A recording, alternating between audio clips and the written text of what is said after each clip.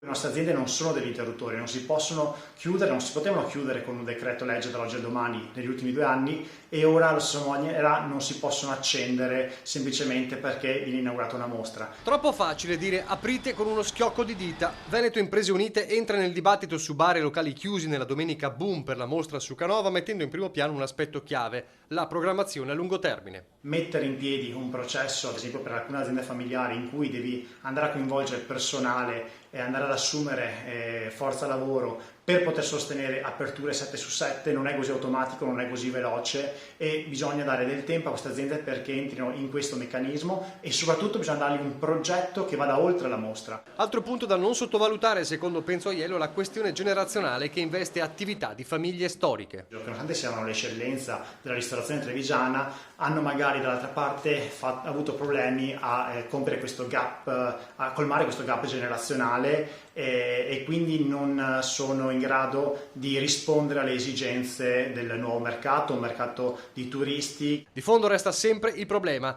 un organico da rimpolpare cercando soluzioni.